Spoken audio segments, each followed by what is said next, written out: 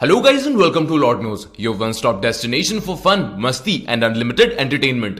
Guys 2018 में Marvel ने Marvel now banner के अंडर थैनोस की पूरी सीरीज को रिबूट किया है और इस वीडियो के साथ हम उसी सीरीज को शुरू कर रहे हैं।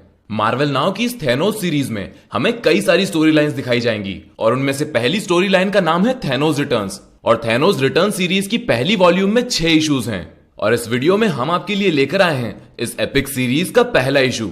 तो गाइस डेली अपलोड्स के लिए इस चैनल को सब्सक्राइब करके बेल आइकन दबाएं और हमारी हंड्रेड्स ऑफ ओल्डर वीडियोस को भी एंजॉय करना ना भूलें। और हाँ गाइस, लॉर्ड नोस पर आपके लिए आज एक और सरप्राइज है जिसमें हम आपको एक ही दिन में दूसरी कॉमिक बुक भी देने वाले हैं और आज ही रिलीज की जाने वाली है एवेंजर्स नो सरेंडर का पहला इशू। तो आज आप इस चैनल से थोड़ी देर के लिए भी दूर न हटें और हमारी मल्टीपल अपलोड्स को एंजॉय करें। चलिए गाइस, अब हम आपको सुनाते हैं इस कॉमिक बुक की कहानी बिकॉज लॉर्ड नोज एवरीथिंग। पर उससे पहले इस बड़े से इंट्रो के लिए सॉरी, पर गाइज हमें आपको इस सीरीज की इन्फॉर्मेशन और चैनल की डिफरेंट अपडेट्स भी तो देना होता है। एनीवेज चलिए शुरू करते हैं। कहानी की शुरुआत में हमें दिखाया जाता है ब्लैक क्वाड्रेंट, जो दिखने में तो कोई साधारण से मून जैसा ही है, पर ऐसा बिल्कुल भी नहीं है क्योंकि ये गढ़ है ब्लैक ऑर्डर का, जिन्होंने स्पेस के इस सेक्टर को पिछले 1 सोलर ईयर से अपने कब्जे में कर रखा है। और इस जगह के बीचों बीच है एक टावर जहां से कॉर्वस ग्लेव सब कुछ देख रहा है। कॉर्वस ग्लेव जो कि ब्लैक ऑर्डर का मास्टर है और इस ब्लैक क्वाड्रेंट का रूलर, और बुरे से बुरे लोग भी उसके सामने अपना सर झुकाते हैं और बदले में वो सभी पर सख्ती से पर साथ ही में फेयरनेस के साथ रूल करता है। पर एक ऐसा समय भी था जब कॉर्वस ग्लेव किसी और के सामने अपना सर झुकाता था, जब वो एक लीडर ना होकर किसी और के अंडर काम करता था और उसे बहुत सारे नामों से जाना जाता था। कुछ लोग उसे बुलाते थे मैड टाइटन, पर कॉर्वस उसे कहता था मास्टर। पर अब ऐसा नहीं है क्योंकि वो मैड टाइटन अब इंसानों से डिस्ट्रैक्ट हो चुका था और उनकी कई सारी वॉर्स का हिस्सा बना और इसीलिए वो अपनी जगह को छोड़कर चला गया और अब उसकी एब्सेंस में कॉर्वस ग्लेव ने कंट्रोल अपने हाथों में लिया और अब कॉर्वस ग्लेव वहां का किंग बन चुका था और उसे पता था वो इसीलिए पैदा हुआ है। पर वो उस मैड टाइटन की तरह क्रूर और डरावना रूलर नहीं था क्योंकि कॉर्वस जानता था किस तरह अपने लोगों को इंस्पायर करे और अब इसीलिए उसके चर्चे चारों तरफ होने लगे और ब्लैक ऑर्डर की टेरिटरी और फैलने लगी। और अब ब्लैक क्वाड्रेंट पर कितनी भी बुराई हो, पर कॉर्वस ग्लेव के अंडर में वो एक वेल ऑयल्ड मशीन की तरह काम करता और यहाँ सब कुछ अब कॉर्वस के कंट्रोल में था और सब कुछ वैसा ही होता जैसा कॉर्वस ग्लेव चाहता। पर तभी एक धमाके के साथ हमें बताया जाता है थैनोस रिटर्न्स, और थैनोस अभी खुश नहीं है और हमें दिखाया जाता है कि थैनोस ब्लैक क्वाड्रेंट पर चारों तरफ तबाही मचाता हुआ आगे बढ़ रहा है और उसे कोई भी रोक नहीं पा रहा है। और अब थैनोस सीधा जा पहुंचता है कॉर्वस ग्लेव के टावर में और कॉर्वस उसे देखते ही कहता है तो तुम वापस आ गए, पर तुम इस जगह को छोड़कर जा चुके थे और ये सेक्टर अब मेरा है, भले ही इसके लिए मुझे अपनी जान ही क्यों ना देनी पड़े। तो थैनोस अब मुस्कुराते हुए कहता है वो तो तुम्हें देनी ही पड़ेगी। और अब सीन शिफ्ट होता है और हमें दिखाया जाता है एक चैंपियन जो गैलेक्सी में किसी को हंट कर रहा है और वो एक सैटेलाइट में जाकर किसी से पूछता है वो कहाँ है, तुम जानते हो मैं किसकी बात कर रहा हूँ।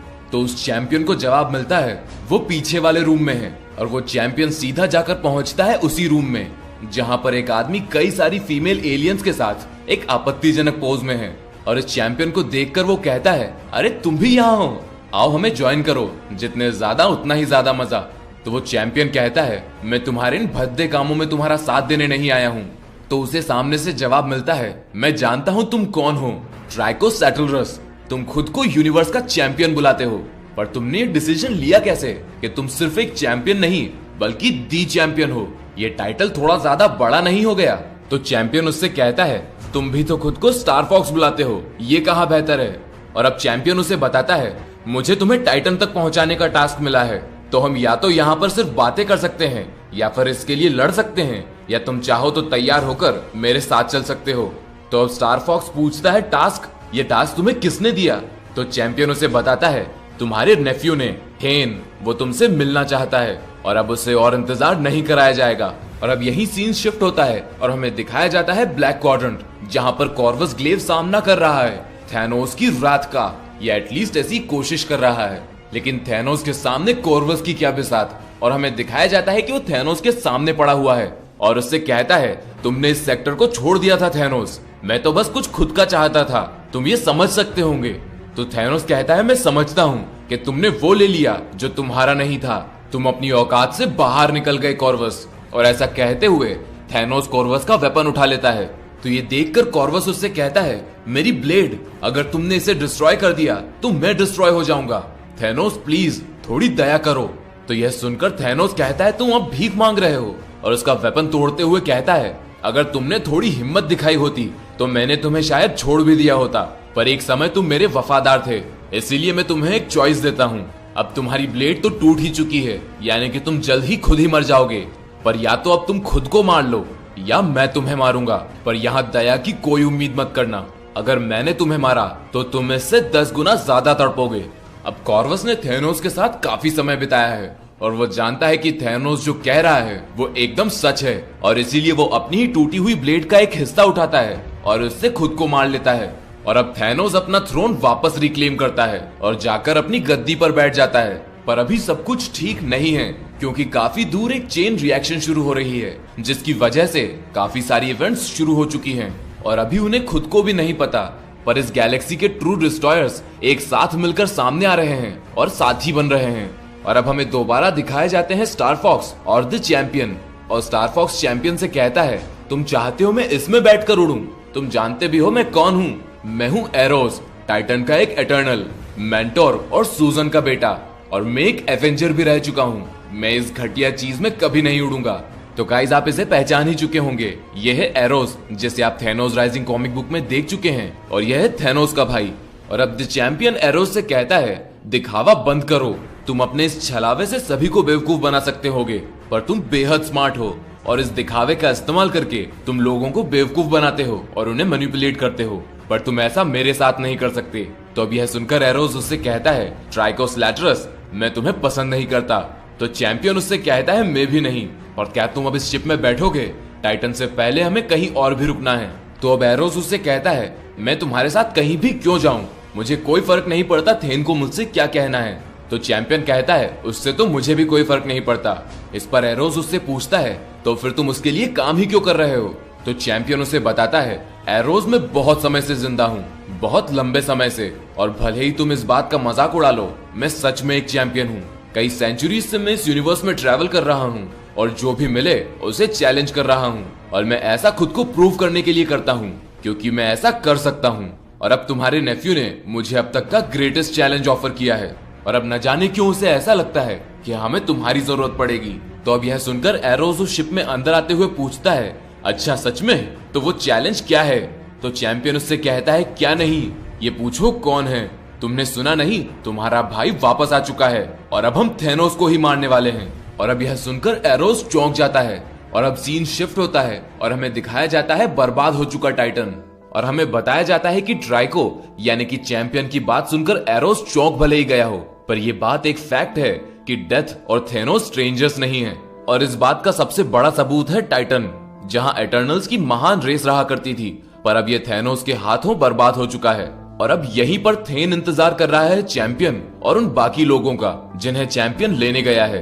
पर थेन यहाँ पर अकेला इंतजार नहीं कर रहा, क्योंकि यहाँ उसे ढूंढ लिया है डेथ ने। और अब हमें दिखाया जाता है कि डेथ थेन की तरफ बढ़ रही है, और उसे देखकर थेन कहता है, मुझे पता नहीं चला तुम यहाँ आ गई हो। इस पर डेथ उससे कहती है, कभी भी किसी को पता नहीं चलता। और अब थेन उसे बताता है, ट्राइको और एरोस कभी भी यहाँ पहुंच सकते हैं, जैसा हमने प्लान किया था। तो डेथ उसके कंधे पर सर रखते हुए कहती है, ऐसा लगता है कि तुम फिर भी चिंता कर रहे हो। तो थेन उससे कहता है, क्या मुझे नहीं करना चाहिए? थेनोस एक बार फिर वापस आ चुका है, अब वो दोबारा अपनी पावर्स को हासिल कर रहा है। तो इस पर डेथ उससे कहती है, ट्राइको, एरोस और बाकी सारी प्लानिंग जो हमने की है, उसके बावजूद तुम्हें ऐसा लगता है कि तुम अपने फादर को हरा नहीं पाओगे? तो थेन उससे कहता है, मैं अब उतना पावरफुल नहीं रहा जितना पहले हुआ करता था, और मेरे फादर वो थेनोस हैं, वो प्रैक्टिकली एक गॉड है। तो यह सुनकर डेथ उससे कहती है, तुम बहुत ज्यादा चिंता करते हो थेन। जब काफी महीनों पहले मैंने तुम्हें ढूंढा था, तभी मैंने तुमसे कह दिया था कि मैं सब कुछ संभाल लूंगी। क्या तुम्हें मुझ पर भरोसा नहीं? तो इस पर थेन उससे कहता है, नहीं। यह सुनकर डेथ उससे कहती है, अच्छा सही भी है, पर चलो तुम्हारा भरोसा जीतने के लिए मैं तुम्हें एक सीक्रेट बताती हूँ, क्योंकि मुझे कुछ ऐसा पता है जो यूनिवर्स में और कोई भी नहीं जानता। मुझे कुछ ऐसा पता है जिससे सब कुछ बदल जाएगा। तो थेन उससे पूछता है, क्या है, मुझे बताओ। तो डेथ उससे बताती है, ये बहुत आसान है, तुम सच बोल रहे हो, थेनोस प्रैक्टिकली एक गॉड है, पर कुछ ऐसा हो गया है जिसके बारे में किसी ने नहीं सोचा था। थेनोस मर रहा है। और डेथ के इन्हीं वर्ड्स के साथ ये कॉमिक बुक यहीं खत्म हो जाती है और इस स्टोरी को कंटिन्यू किया जाएगा इशू नंबर 2 में, जिसमें हमें थैनोस की इस हालत के बारे में और भी बताया जाएगा और साथ ही में एंट्री होगी अलारस और नेब्यूला जैसे कैरेक्टर्स की।